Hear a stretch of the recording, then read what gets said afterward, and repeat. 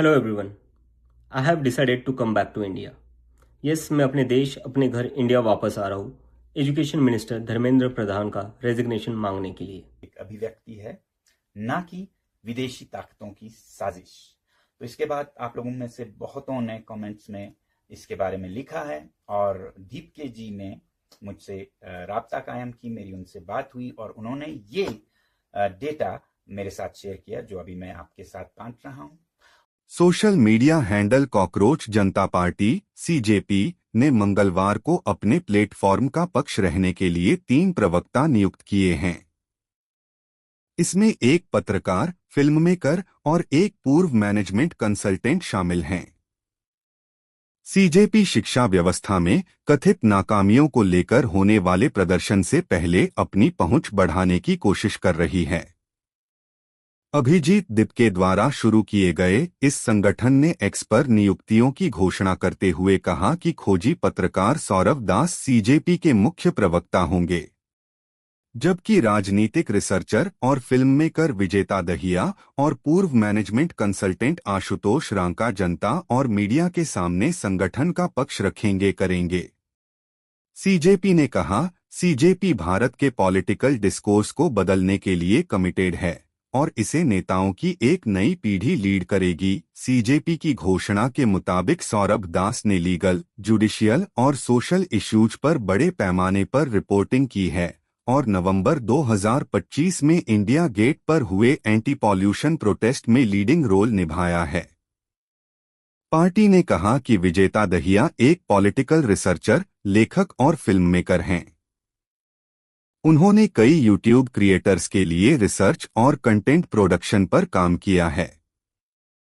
Delhi technological university (DTU) से graduate उन्होंने power of universe और to hell with that job किताबें लिखी हैं और हरियाणवी फिल्में दारारेन और ओपरी पराई लिखी और डायरेक्ट की हैं।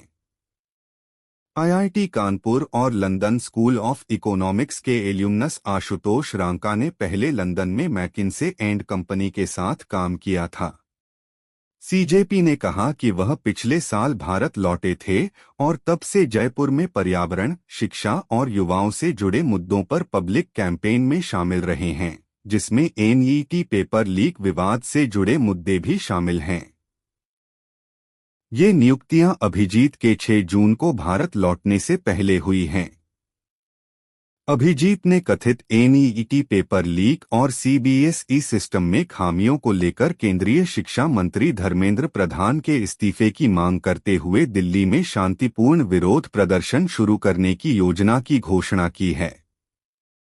पिछले महीने लॉन्च हुए सीजेपी ने सोशल मीडिया पर खासकर छात्रों और युवाओं के बीच लोकप्रियता हासिल की है और खुद को शिक्षा और युवाओं से जुड़े मुद्दों पर फोकस करने वाले एक प्लेटफॉर्म के रूप में स्थापित किया है।